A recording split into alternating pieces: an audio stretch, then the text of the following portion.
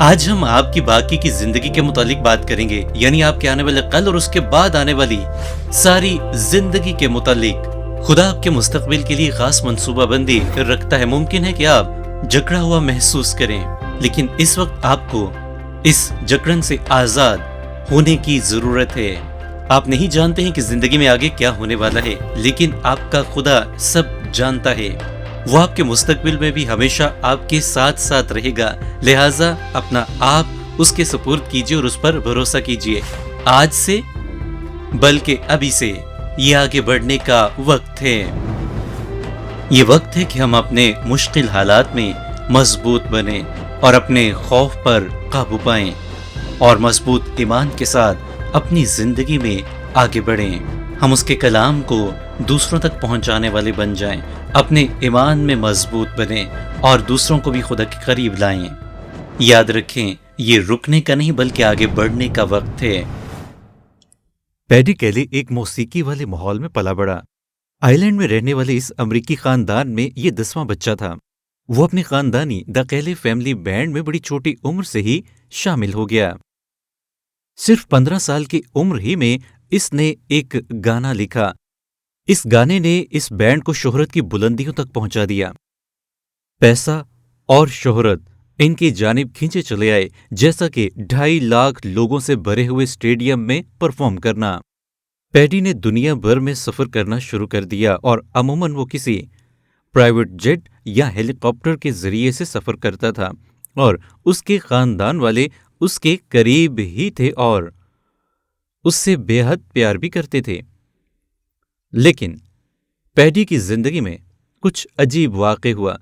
اسے یہ محسوس ہونا شروع ہو گیا کہ وہ تنہا اور خوشی سے دور ہوتا جا رہا ہے، اور اس نے یہ سوچنا شروع کر دیا کہ اگر یہ سب چیزیں بھی اسے خوشی فراہم نہیں کر سکتی تو ان کا کیا فائدہ ہے۔ وہ فرانس میں تھا جب اس نے اپنے ان سوالوں کا جواب تلاش کرنا شروع کیا۔ جوزف اسکولنگ دنیا کا بہترین تراک ہے۔ اس کا نوجوان ہنستا مسکراتا چہرہ لوگوں کو اس کا دیوانہ بنا دیتا ہے، خاص طور پر جب 2016 میں اس نے سنگاپور میں ہونے والی اولمپکس میں گولڈ میڈل جیتا۔ وہ ان مختصر سے لوگوں کی فہرست میں شامل ہے جنہیں دنیا میں سب سے بہترین مانا جاتا ہے۔ گولڈ میڈل جیتنے کے بعد کیسا محسوس ہوتا ہے؟ اس کے مطابق وہ خالی محسوس کرتا ہے۔ وہ بیان کرتا ہے کہ اتنی شہرت کے لیے میرا رد عمل کیا ہو مجھے نہیں پتا۔ وہ کہتا ہے کہ مجھے اب تیراکی سے کچھ دور ہونے کی ضرورت ہے، کیونکہ میں سمجھتا تھا کہ میں شاید کسی کا پیچھا کر رہا ہوں، لیکن کوئی میرا پیچھا کر رہا تھا اور میں اس کا جواب ڈھونڈنا چاہتا ہوں۔ پیڈی کیلی اور جوزف اسکولنگ کی طرح آج بھی بے شمار لوگ اپنی زندگی کے مقصد کو تلاش کرنے کی کوشش کر رہے ہیں۔ ایک درست مقصد آپ کی زندگی کو مستحکم بناتا ہے۔ آپ کا مقصد آپ کو جینے کی اور آگے بڑھنے کی تمنا عطا فرماتا ہے اور آپ میں فیصلہ کرنے کی اور راہوں کو چننے کی صلاحیت کو اجاگر کرتا ہے۔ پیڈی کیلی اور جوزف اسکولنگ دونوں ہی اپنے اپنے شعبے میں انتہائی ماہر اور بہت مقبول ٹھہرے، اور اس کے باوجود بھی وہ سب کچھ حاصل کرنے کے بعد بھی یہ سوچتے رہے کہ ان کی زندگی کا مقصد کیا ہے۔ کیا شہرت، مقبولیت، پیسہ یا قومی فخر ہونا؟ کیا یہ سب کچھ؟ اگر آپ بے مقصد دوڑیں گے تو آپ ان چیزوں کا پیچھا کریں گے جو آپ کو کبھی بھی تسلی اور خوشی اور اطمینان فراہم نہیں کر سکتی، لیکن جب آپ کو مقصد کا پتہ چل جاتا ہے تو آپ ان چیزوں کو ترک کر دیتے ہیں جو آپ کو کبھی بھی مطمئن نہیں بنا سکتی، کیونکہ پھر آپ اس مقصد کے لیے آگے بڑھتے ہیں جو خدا نے آپ کے لیے رکھا ہے۔ خداوند یسوع مسیح جب انسانی روپ میں اس زمین پر موجود تھے تو وہ ہر لمحہ اپنے مقصد سے باخبر تھے۔ مرکز پہلے باب کی آیت نمبر 38 میں وہ فرماتے ہیں، آؤ ہم اور کہیں آس پاس کے شہروں میں چلیں تاکہ میں وہاں بھی منادی کروں، کیونکہ میں اسی لیے نکلا ہوں۔ یوحنا 12 آیت 27 میں وہ فرماتے ہیں، اب میری جان گھبراتی ہے، پس میں کیا کہوں؟ اے باپ مجھے اس گھڑی سے بچا، لیکن میں اسی سبب سے تو اس گھڑی کو پہنچا ہوں۔ یوحنا اپنے پہلے خط میں یوں بیان کرتا ہے، خدا کا بیٹا اسی لیے ظاہر ہوا تھا کہ ابلیس کے کاموں کو مٹائے۔ کلام خدا کے حوالے سے میں آپ کو چند ایسے نکات بیان کرنا چاہوں گا جن پر اگر آپ عمل کریں گے تو آپ یقینی طور پر اپنی زمینی زندگی میں خدا کے نیک اور کامل مقصد کو جان پائیں گے۔ ان میں سب سے پہلا یہ ہے کہ اپنا آپ مکمل طور پر خدا کے سپرد کر دیجئے۔ جی ہاں، اپنا آپ مکمل طور پر خدا کے سپرد۔ مانی پیکویانو باکسنگ کی دنیا میں انتہائی اعلیٰ مقام رکھتا ہے۔ وہ پوری دنیا میں 8ویں ڈویژن کا واحد چیمپئن ہے۔ شہرت اور پیسے کے ہوتے وہ جنس پرستی اور جوا کھیلنے میں مگن رہتا، لیکن اس کا دل ایسے خالی تھا جیسے باکسنگ رنگ تمام تماشائیوں کے چلے جانے کے بعد خالی ہو۔ اور اس بات کا اظہار اس نے ان الفاظ میں کیا کہ میرے پاس پیسہ ہے، دولت ہے، طاقت ہے، سب کچھ موجود ہے، لیکن اس کے باوجود بھی میرا دل خالی ہے۔ ایک مرتبہ وہ جنگل میں رات کے وقت چہل قدمی کر رہا تھا۔ اپنی زندگی سے متعلق سوچتے ہوئے یہ فلپینو باکسر رونے لگا اور اس نے خدا کے حضور میں دعا کی کہ مجھے معاف کر دیجیے، اور اسی لمحے اس کے مطابق ایک آسمانی روشنی اس پر چمکی۔ اس روشنی میں اس قدر گرمائش زیادہ تھی کہ جیسے سورج قریب آ گیا ہو۔ وہ زمین پر لیٹ گیا اور خدا کے حضور میں زور زور سے چلانے لگا۔ اسے ایسا محسوس ہو رہا تھا کہ جیسے وہ پگھل رہا ہو۔ اس رات کے بعد اس کی زندگی مکمل طور پر تبدیل ہو گئی اور اس نے اپنے آپ کو خدا کی سپرد کر دیا اور خداوند کے نام کے لیے خدمت کرنے لگا، اور آج وہ فلپینز نیشنل سینٹ میں اپنی خدمات سر انجام دے رہا ہے۔ کرونا وائرس کے عرصے کے دوران اس نے ہزار ماسک لوگوں میں مفت تقسیم کیے اور 5 بسیں خاص طور پر ان لوگوں کے لیے چلائیں جو ہیلتھ کیئر سے متعلق تھے تاکہ ہسپتال آنے جانے میں انہیں آسانی ہو سکے۔ اس نے اپنی زندگی دوسروں کی مدد کرنے کے لیے یسوع مسیح کے نام میں وقف کر دی۔ اس کا دل خداوند کے لیے لبریز ہو گیا اور اسے وہ حقیقی خوشی مل گئی جس کی اسے تلاش تھی۔ خدا کا آپ کے لیے بھی اس زمین پر ایک خاص مقصد ہے، اور ممکن ہے کہ آپ یہ سوچیں کہ اگر خدا کا مقصد مجھے پسند نہ آیا تو پھر کیا، لیکن یہ آپ کو ضرور پسند آئے گا، کیونکہ آپ کو خدا نے اسی بات کے لیے تخلیق کیا ہوا ہے۔ خداوند یسوع مسیح فرماتے ہیں، دنیا کا نور میں ہوں، جو میری پیروی کرے گا وہ اندھیرے میں نہ چلے گا بلکہ زندگی کا نور پائے گا۔ یاد رکھیں کہ جب آپ خدا کے بیان کردہ مقصد اور اس کے دکھائے ہوئے راستے پر گامزن ہو جاتے ہیں تو خداوند کی آسمانی روشنی آپ کے آگے آگے چلتی چلی جاتی ہے اور آپ کو راستہ واضح ہوتا چلا جاتا ہے۔ آپ کے آس پاس دائیں بائیں وہ تمام راستے جن پر آپ کو نہیں جانا ہے وہ بند ہوتے چلے جائیں گے اور آپ اسی راستے پر آگے بڑھتے چلے جائیں گے جس پر آپ کا خدا چاہتا ہے کہ آپ چلیں۔ کیا آپ آج بھی اپنا آپ مکمل طور پر خدا کے سپرد کرنے سے ڈرتے ہیں، یہ سوچ کر کہ شاید جو کچھ خدا آپ سے کہے آپ وہ کرنے کے لیے تیار نہیں ہیں؟ تو یاد رکھیں کہ خدا آپ کو رہنمائی بھی دے گا، اور وہ سب جس کی آپ تمنا رکھتے ہیں وہ بھی آپ کی زندگی میں حقیقت کا روپ لے لے گی، کیونکہ یہ میری زندگی میں ہو چکا ہے۔ اب دوسری اہم بات جو کہ میں آپ کو بیان کرنا چاہتا ہوں وہ یہ ہے کہ اپنی انفرادیت کو جانیں۔ آپ اپنے آپ سے سوال کر سکتے ہیں کہ آپ اس زمین پر کیوں ہیں؟ یاد رکھیں کہ اس زمین پر خدا نے جتنے بھی انسان تخلیق کیے ہیں ان میں سے کوئی بھی ایک دوسرے سے ملتا جلتا بالکل نہیں ہے، بلکہ ہر ایک انسان دوسرے انسان سے مختلف ہے، اس کی شناخت مختلف ہے اور اس کے فنگر پرنٹس مختلف ہیں۔ لہٰذا آپ انفرادیت رکھتے ہیں، آپ جیسا خدا نے اس دنیا میں کوئی اور نہیں بنایا۔ اپنی انفرادیت کو جانیں کہ خدا نے آپ میں کیا کچھ خاص رکھ چھوڑا ہے، وہ ایسی کون سی اہم بات ہے جو کہ صرف اور صرف آپ میں موجود ہے اور باقیوں میں وہ نہیں ہے۔ جب میں نوجوان پاسٹر تھا تو میں نے جناب ہیڈن روبنسن سے کلام سنانے سے متعلق بہت کچھ سیکھا، اور میں ہمیشہ کوشش کرتا تھا کہ جب بھی میں کلام کو سناؤں تو اپنے استاد محترم کی ہو بہو کاپی کیا کروں، اور کافی عرصے تک میں ایسا کرتا بھی رہا۔ اور میری بیگم نے جب اس بات کو نوٹ کیا تو اس نے ایک مرتبہ مجھ سے کہہ ہی دیا کہ تم اپنا آپ پیش کرو نہ کہ دوسروں کو۔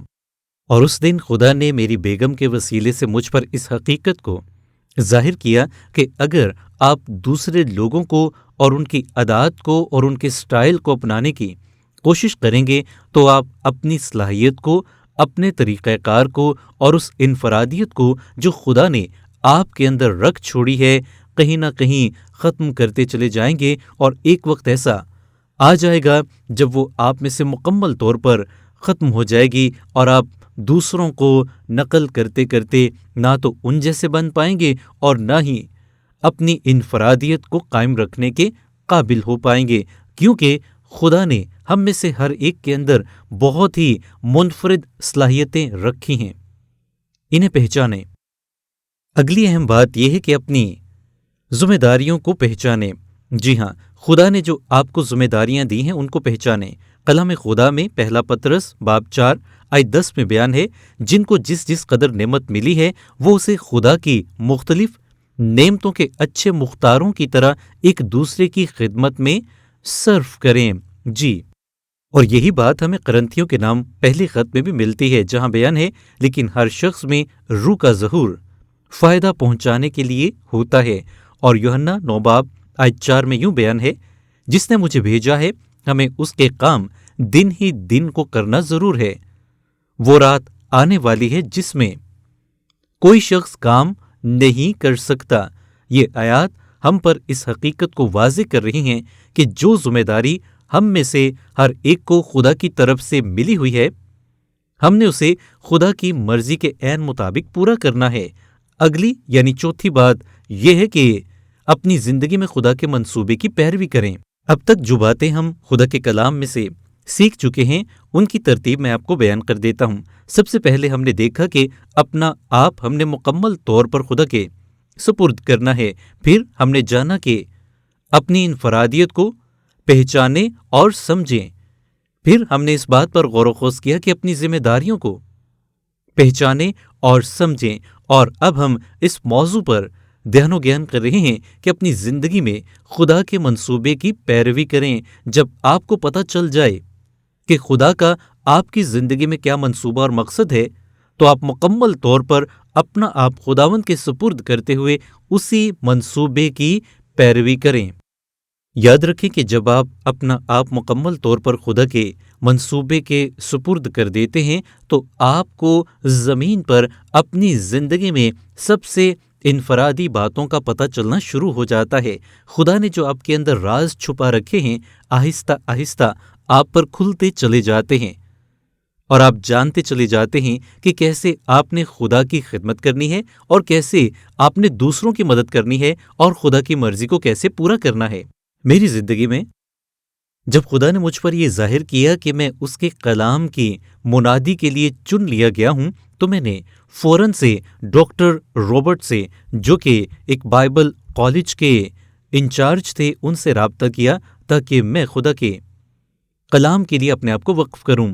انہوں نے ڈلاس تھیولوجیکل سیمنری سے گریجویشن کی تھی، اور اسی لیے وہ میری بھی بڑی اچھے طریقے سے رہنمائی فرماتے رہے تاکہ خدا کی اس آواز کو پورا کرنے کے لیے جس بھی مرحلے میں سے مجھے گزرنے کی ضرورت ہے میں وہ پورا کرتا جاؤں اور اس مقصد کو حاصل کروں جو خدا نے مجھ پر ظاہر کیا ہے، جو میری زندگی کا مقصد ہے۔ جب خدا آپ پر آپ کی زندگی کے مقصد کو ظاہر کرتا اور آپ کی رہنمائی کرتا ہے تو آپ اس راستے پر آگے بڑھتے چلے جاتے ہیں۔ آپ کوشش کریں، خدا سے سوال کریں، اپنے آپ کو خدا کے قریب لے کر آئیں، تاکہ آپ ایک قدم جب اٹھا لیتے ہیں تو اگلا قدم جو خدا آپ کو بیان کرے آپ انتہائی وقت پر اسے جان پائیں۔ کیونکہ عام طور پر میری زندگی کا بھی یہ تجربہ ہے کہ خدا ہمیں ایک ہی وقت میں صرف ایک ہی قدم اٹھانے کے لیے بیان کرتا ہے۔ اگلا قدم کیا ہوگا ہمیں نہیں پتا ہوتا، لیکن خدا جانتا ہے، اور جب پہلے والا قدم ہم اٹھا لیتے ہیں تو اس کے بعد ہی خدا اگلے قدم کو ظاہر کرتا ہے۔ ڈیوڈ پولیس میں چیف تھا۔ جب وہ ریٹائرڈ ہوا تو اسے نہیں پتا تھا کہ آگے وہ کیا کرے، لہٰذا اس نے اور اس کی بیگم نے مل کر خدا کے حضور میں دعا کرنا شروع کی، اور خدا نے اس پر یہ ظاہر کیا کہ وہ خدمت میں آئے گا، اور وہ مینجمنٹ میں بہت اچھا تھا، لہٰذا اس نے فیصلہ کیا کہ وہ ایک اسسٹنٹ پاسٹر کے طور پر کلیسیا میں کام کرے گا، اور یہ خدا کی طرف سے اس کے لیے منصوبہ تھا۔ آج بھی وہ کلیسیا میں اسسٹنٹ پاسٹر کے طور پر خدمت سر انجام دے رہا ہے اور خدا اسے کثرت سے استعمال کر رہا ہے۔ عزیزو، اگلی اہم بات جو کہ میں آپ کے سامنے بیان کرنا چاہتا ہوں وہ یہ ہے کہ خدا کے کلام کے احکامات کی مکمل پیروی کریں۔ یاد رکھیں کہ خدا کے منصوبے کی پیروی اور تکمیل کرنے کے لیے آپ کو ہدایات کی ضرورت ہے، اور یہ ہدایات اور احکامات آپ کو خدا کے کلام میں سے ملتے ہیں۔ یوشوا کی کتاب میں سے یوں بیان کیا گیا ہے کہ شریعت کی یہ کتاب تیرے منہ سے نہ ہٹے، بلکہ تجھے دن اور رات اسی کا دھیان ہو، تاکہ جو کچھ اس میں لکھا ہے اس سب پر تو احتیاط کر کے عمل کر سکے، کیونکہ تبھی تجھے اقبال مندی کی راہ نصیب ہوگی اور تو خوب کامیاب ہوگا۔ اس آیت میں غور کیجئے کہ لفظ لکھا ہے تجھے اسی کا دھیان ہو۔ اب اس لفظ کو اکثر ہم روانی میں نظر انداز کر جاتے ہیں، لیکن یہ بہت ہی اہم ترین ہے، اور داؤد اسی بات کو پہلے زبور میں یوں بیان کر رہا ہے، خداوند کی شریعت میں اس کی خوشنودی ہے اور اسی کی شریعت پر دن رات اس کا دھیان رہتا ہے۔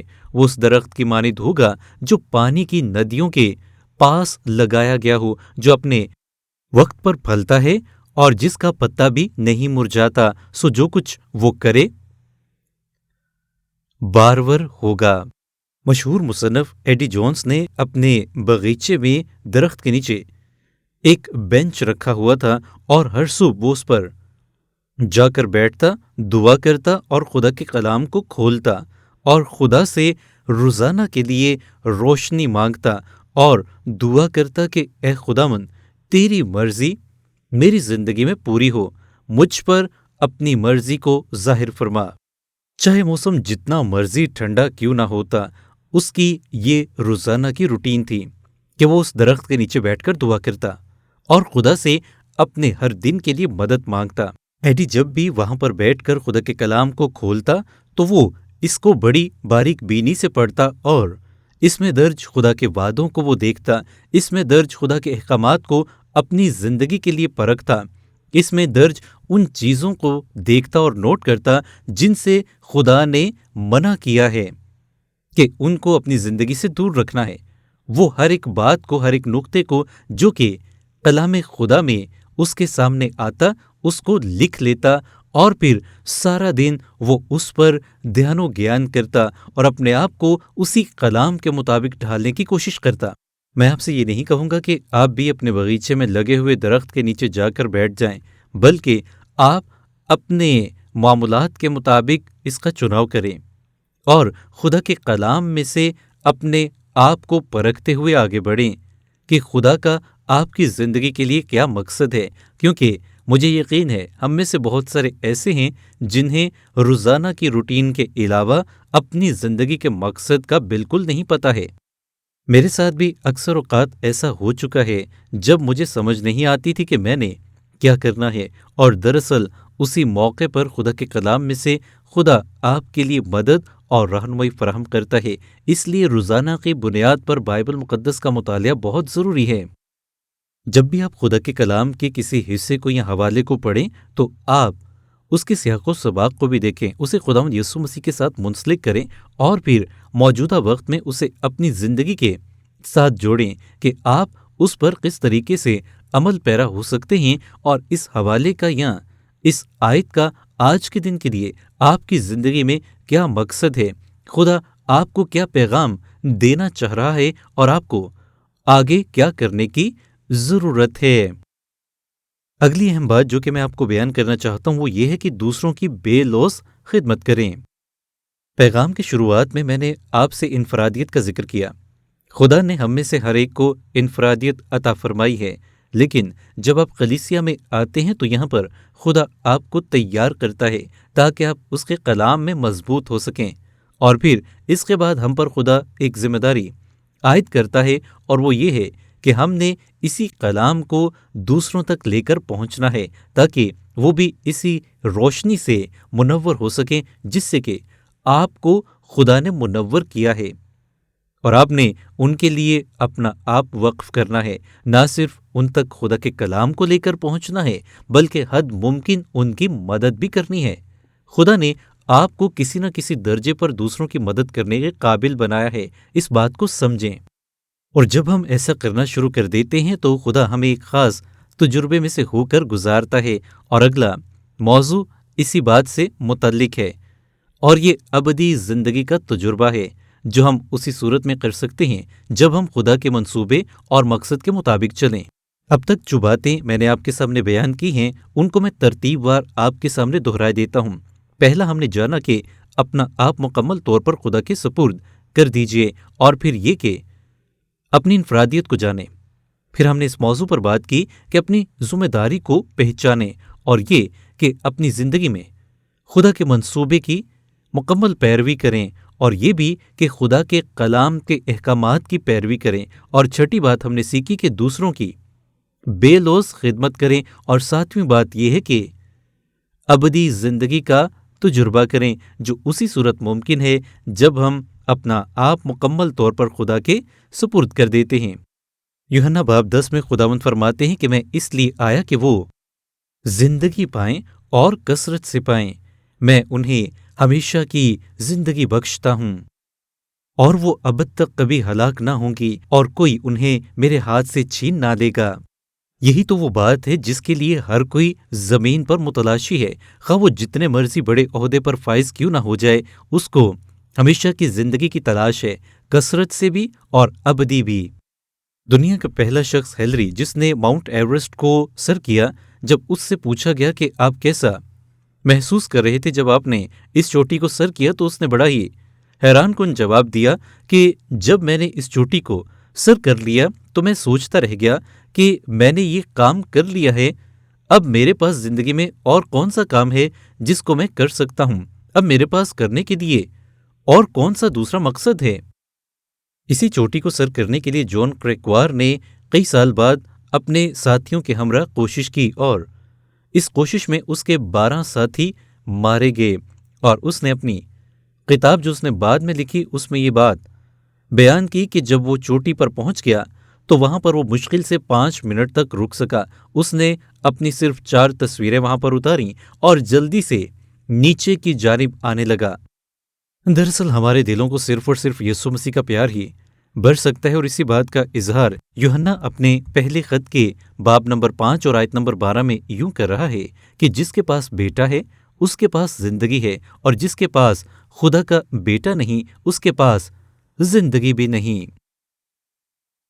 خدا کا ہم تمام انسانوں کے لیے ایک خاص مقصد ہے کہ وہ اس زمین پر رہتے ہوئے ہمیں ہمیشہ کی زندگی کی طرف گامزن کرے، اور وہ سب جو خدا کی آواز کو سنتے اور اسے جانتے ہیں وہ دراصل ابدی زندگی کی طرف قدم بڑھاتے ہیں۔ میں آپ سے سوال کرتا ہوں، ہمیشہ کی زندگی کب شروع ہوگی؟ کیا اس وقت جب آپ مریں گے؟ ہرگز نہیں، بلکہ ہمیشہ کی زندگی آپ میں اس وقت شروع ہو جاتی ہے جس لمحے آپ خداوند یسوع مسیح کو اپنا منجی اور نجات دہندہ اور خداوند ہونے کے طور پر قبول کرتے اور اپنا آپ مکمل طور پر اس کے سپرد کر دیتے ہیں، تاکہ وہ آپ کی زندگی کے کنٹرول کو سنبھالے اور آپ کو اس راستے پر لے کر چلے جس پر کہ اس کی مرضی ہے، اور اس کا راستہ ہمیشہ کی زندگی کی طرف بڑھتا ہے، اس کا راستہ کثرت کی زندگی عطا فرماتا ہے، کیونکہ اس کے منصوبے ہمارے منصوبوں سے بہت بلند ہیں، اس کے خیالات ہمارے خیالات سے انتہائی درجہ بلند اور بالا ہیں، اور وہ ہمارے لیے بہترین منصوبہ رکھتا ہے۔ شاید ہم سوچیں یا جانیں کہ ہم اس کے قابل نہیں، یاد رکھیں وہ ہمیں قابل بنا دیتا ہے۔ میرے انتہائی پسندیدہ ترین افراد میں ولیم بورڈن سر فہرست ہیں، لیکن وہ میرے جنم لینے سے پہلے ہی انتقال کر گئے، لیکن جب میں نے ان کی زندگی کا حال احوال پڑھا تو یہ میرے لیے انتہائی حیران کن تھا، اور میں نے ان کی زندگی سے بہت کچھ سیکھا ہے۔ وہ شکاگو میں پلا بڑھا اور اس کا خاندان فارم ہاؤس کا ایک بزنس چلا رہا تھا۔ وہ خدا کے انتہائی قریب تھا، اور یسوع مسیح کے پیار سے اس کا دل لبریز تھا۔ اس کے پاسٹر کے ساتھ اس کا بہت زیادہ قریبی رشتہ تھا، اور اس کے پاسٹر کا نام ڈاکٹر R.A. ٹوری تھا۔ جب اس نے گریجویشن مکمل کر لی تو انعام کے طور پر خاندان کی طرف سے اسے دنیا کا چکر لگانے کا موقع ملا۔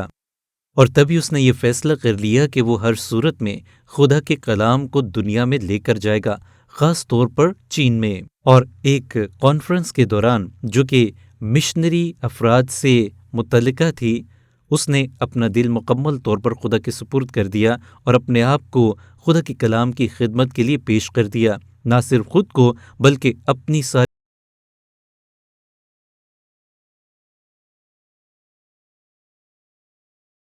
اس وقت کے مطابق، اور یہ ایک بڑی رقم تھی۔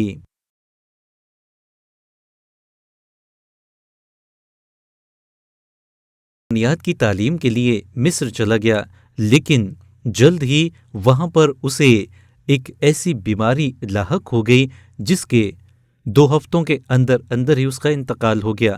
اس کی عمر اس وقت صرف 25 سال کی تھی۔ اس کی گراں قدر خدمات کے باعث پوری دنیا کے اخباروں میں اس کے گزر جانے کی خبر چھپی۔ بے شمار رسالوں نے اس کی زندگی کا حال احوال لکھا۔ مسز ہاورڈ ٹیلر اس کے متعلق لکھتی ہیں کہ اس نے اپنا سب کچھ خدا کے سپرد کر دیا۔ اس کے پاس اس زمین کا کوئی خزانہ نہیں تھا، نہ ہی کوئی پچھتاوا تھا، بلکہ وہ پر امید تھا۔ بورڈن نے یہی 3 الفاظ اپنی ڈائری میں بھی تحریر کیے جو بڑے ہی شاندار ہیں، یعنی نہ تو زمین پر کچھ مال جمع کرنے کی حسرت، نہ ہی کوئی پچھتاوا ہو، بلکہ آنے والی زندگی کے لیے پر امید ہوں۔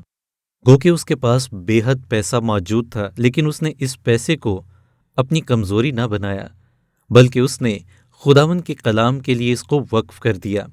اس نے اپنے خاندان کے پیسے پر بھی انحصار نہ کیا، بلکہ اپنی پوری توجہ اس مقصد پر جو خدا نے اسے اس زمین پر عطا کیا تھا مرکوز کر دی۔ میں چاہتا ہوں کہ میں بھی اور آپ بھی خدا میں ایسی ہی زندگی بسر کریں جس میں ہم مکمل طور پر صرف اور صرف خدا ہی کی پیروی کریں۔ آپ اسے قبول کیجئے، کیونکہ وہ آپ کی زندگی کے لیے بہت ہی خاص منصوبہ رکھتا ہے جو آپ کی سوچ سے بہت بڑھ کر ہے۔ اور جب آپ جان لیں گے کہ آپ میں خدا نے کیا کچھ رکھ چھوڑا ہے، تو پھر آپ اس کے ہو جائیں گے۔ پھر دنیا کی کوئی چیز آپ کے لیے اہم نہ ہوگی۔ اس کلام کے وسیلے خداوند آپ سب کو بے حد برکت عطا فرمائے، آمین۔